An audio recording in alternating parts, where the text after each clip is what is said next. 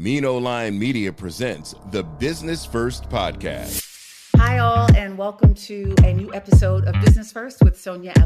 I am your host, and today it's just you and me. And I'd like to share some information from an upcoming business journal I'll be releasing later this year to help business owners connect better with their customers. One of the most important principles around business development is service. And it may seem like a no-brainer, but this is an area where many businesses struggle.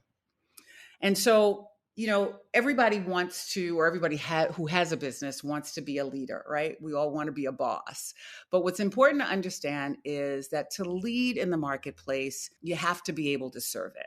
So the goal of your business is to serve your intended customers like they've never been served. You want to make them feel that you understand them in a way that no other business does. And so what does that mean? Whatever product or service you may be providing, you should ask yourself the following questions. This will be helpful.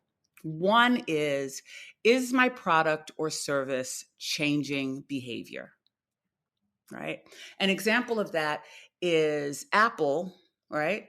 The iPhone, which was once considered a long shot by industry watchers. No one thought that the iPhone could survive the competition in the marketplace at that time.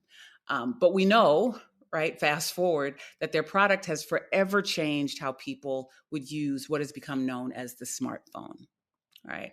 So that's one example, but you don't have to be as big or as significant a brand like Apple to be able to change behavior. Changing behavior can mean anything from providing information or providing a new process so that people are doing things other than how they used to be able to do them.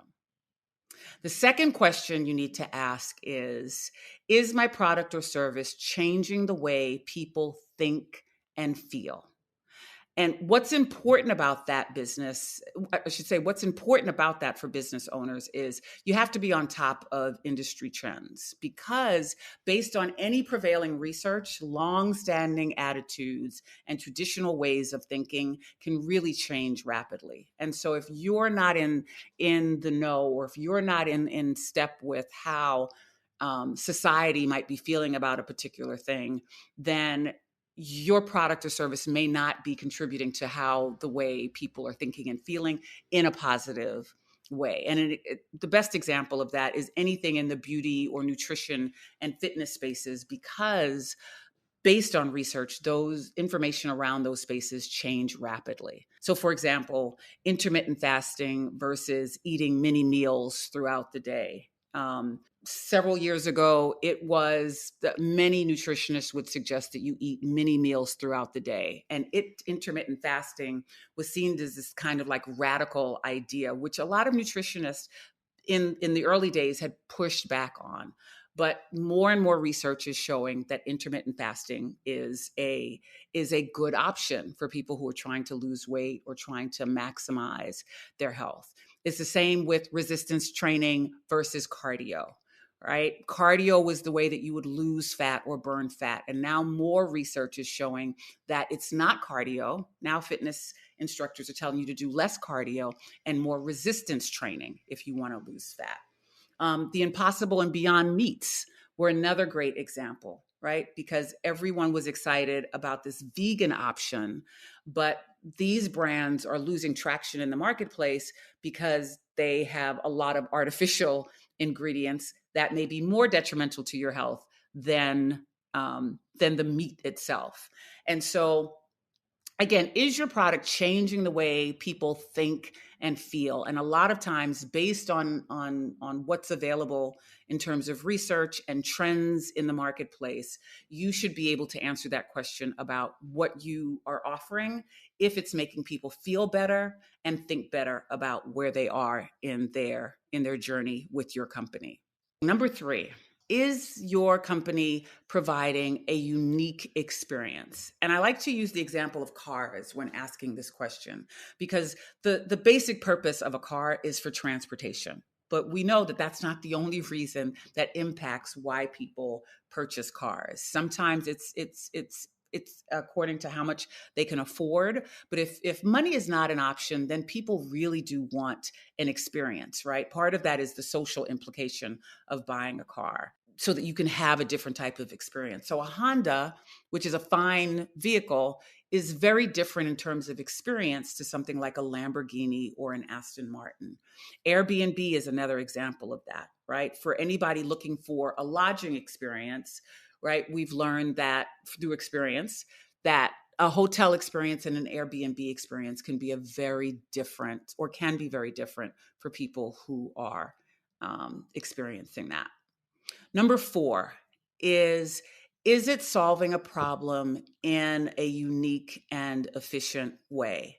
And so Airbnb is also another great example of that, because if the problem was, or the need was, because sometimes a problem is a need, right, that needs to be addressed. If I'm going to do lodging, Airbnb was a cheaper option, and it also increased more flexibility, right? So if I'm traveling with a family, or if I want to do my own cooking, it created opportunities for that to be a better option for people. Silvercar is one of my favorites. Silvercar is a rental car service, which is now called Audi On Demand. And what I thought was brilliant about this solving a problem was renting a car. And what the Silvercar people understood is that if I wanted to rent a car, right, for most of us, we didn't know what we were going to get, right? Because you could get to a rental car place, make a suggestion, and they tell you that the car is not available. And one of the things that Silvercar did was so brilliant is you knew what you were getting every single time. You were getting a silver Audi. So there was never ever a surprise in terms of what you were getting. What you paid was what was on your tab, and there was never any disputes on your bill with fuel or insurance. All of those things were a set price. You got one car, one type of car, and everything was done from your phone. And so it solved that problem of all the angst and frustration, the long lines that many people had encountered when they were driving a vehicle. So those were the 4 questions that you should ask yourself. And the reason you want to ask those questions is because you want to elicit a feeling from your customers based on those 4 questions and based on what you were presenting. You want your customers to feel or think 3 things about your product or service. You want them to say, I want that, I need that, or I want that experience. Right. And so to be able to elicit that from your customers, you also have to understand, and it goes back to those 4 questions again, you have to understand what you're truly selling, right? And again, that may seem like a no-brainer, like, of course I know what I'm selling, but what the science and the magic behind marketing is that it's always beyond what your product or service is. And so by that I mean is you could be selling a book, a grooming or cleaning service, packaged foods, or a meal at your restaurant. But there's another part to that major brands understand, and you must as well, if you really want to have a special connection with your customer.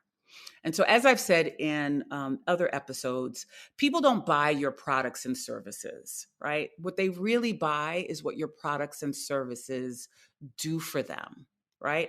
They buy into the feeling it gives them. They buy into the problem it fixes. They buy into the way it makes life easier, or the information that they now have that they didn't know that they needed.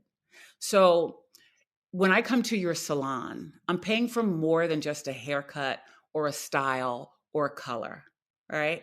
I'm paying for the opportunity to enhance how the world sees me, which in my mind might lead to a better job. It might lead to people responding to me differently or more favorably. I might expect to get more compliments. Ultimately, this one service that I'm getting from you is making me feel better about myself, right? And so you may see it as a haircut, hair color, or hairstyle. But what happens to me in that process when I'm leaving, what it's really doing, what that haircut, color, or style is doing is making me feel better about myself. And so if you can understand that, right? If you can understand what your customers are coming to you for, right? Like if you can understand, like that's an important part of what you're selling in your salon, it gives you an opportunity to enhance all the elements around that experience, right? So if you know that that's what people are excited about, now you can build on that. You don't, that's not just an add-on, or it's not just a special effect, or an extra. It really is, it can really become part of your business story, because that's the story that they're going to share when they go out and people say, hey, where'd you get that done? Right? They want to talk about, not only did this person do this for me, but this is how I feel about the experience. And that becomes part of your business story. If I continue, using the example of a hair service, right? There may be other reasons why people are coming to your salon, right? I may like the service, that your service is efficient, meaning that I can get in and get out quickly, right? So if I'm a busy parent or a professional, that may be more appealing to me than the service itself, because we all know, when you think about barbershops, or if you think about hair salons, the thing that we don't like about that is the time that we can spend just waiting, right? And so if part of your service is efficient, right, then that's the value for me. That's what I'm excited about. And so your job as the business owner is to know what your appeal is and to build on that to increase customer satisfaction. Because if your customer's happy, they're going to share that experience with others. And that is what's going to help build your customer base, right? So it doesn't even matter what you're advertising, what you're promoting, right? If a customer comes in and they're not experiencing those things, it doesn't matter what you're saying in an ad, or it doesn't matter what you're saying on a social media post. People want to be able to experience that. And so when they experience it for themselves, it is something that they will continue to tell others. If you get a chance, check out the movie Air on Amazon Prime. It's not only a great story of how the Air Jordan line was created, it's also a great movie about marketing products. And I didn't know this until I had seen the film, but Michael Jordan was never interested in signing a basketball deal with Nike. They weren't on his list at all. It was something that he was not, it was a brand that he was not interested in. And so a good part of the movie, right, when you watch it, is the whole thing about Nike getting him to the table. But what's fascinating about that deal and the billions of dollars that the Jordan line has made for Nike is the sale and marketing of this basketball shoe had nothing to do with performance, right? It had nothing to do with how well this shoe could perform on a basketball court, which would be the whole reason for them selling this shoe, right? But it had nothing to do with that. The sell was all about inspiration. And so it goes back to, again, what I was saying earlier, when you really have to know what you're selling more than your product or service. And so the sell was about feeling like you could emulate just a little bit of Michael Jordan magic when you stepped into that shoe. That's really what they were selling, right? So that you could be like Mike.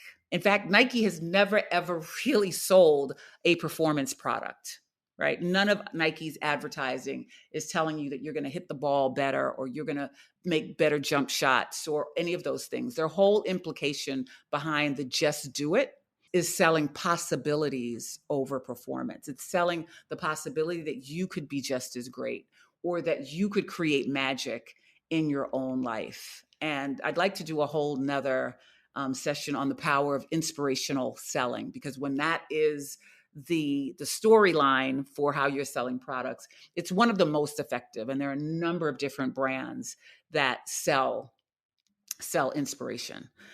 Like I mentioned, Nike is not the only brand that uses another type of storyline other than the product. Starbucks sells community over coffee, and Dove's Beauty Bar, for example, sells inclusiveness, right? That whole Real Beauty campaign was a reimagining of what beauty can look like in today's society. And so the product stayed pretty much the same. They haven't really changed their product much since the 1950s, 50s, right, when it was introduced.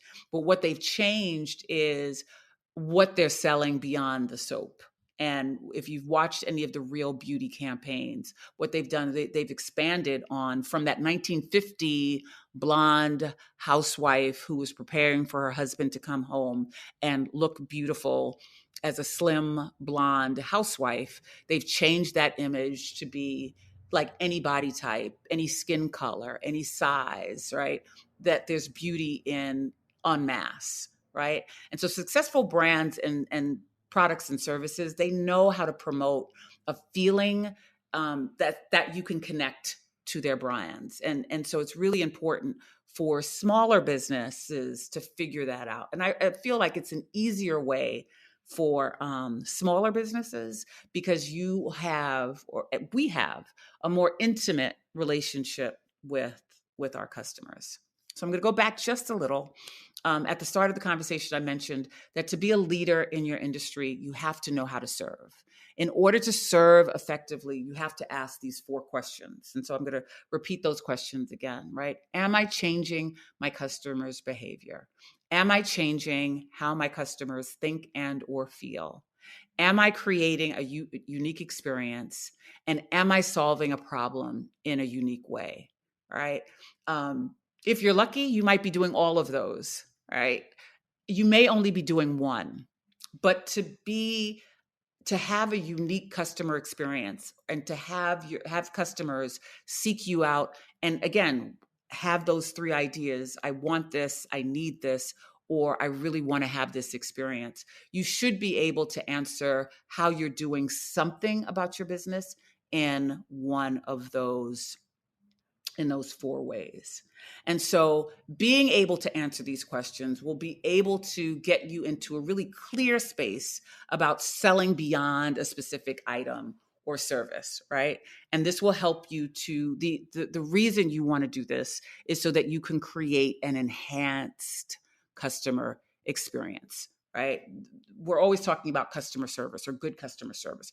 Good customer service is relative, right? Everybody says they have a good product. Everyone thinks that they are saving someone time or saving money or enhancing someone's life, right? All of those things are relative until you can actually put something to it, until you can actually say, I'm doing it in this manner, right?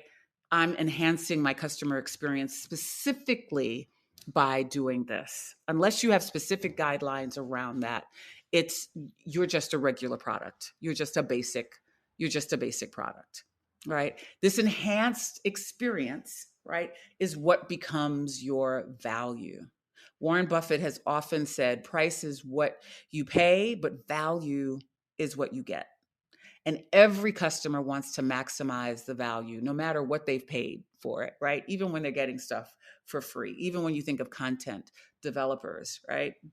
You are only as good as the value that people are getting when they log on to your station or when they log on to your platform. What I want to leave you with is really understanding how leading requires serving, which will determine your value.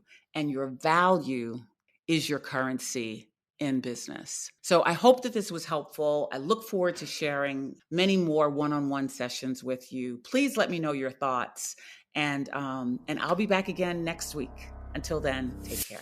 The Business First podcast is hosted and produced by Sonia Aline. Executive producer Ken Johnson. Find the Business First podcast on Apple Podcast, Stitcher, Spotify, Odyssey, iHeartRadio, Amazon Music, TuneIn, or wherever you get your podcast. On social media on IG at business_first_podcast. Follow the Mean Old Line Media Podcast Network on IG at Mean Old Line Media. Get the Mean Old Line Media app in the App Store or Google Play. The Business First podcast is a Mean Old Line Media production.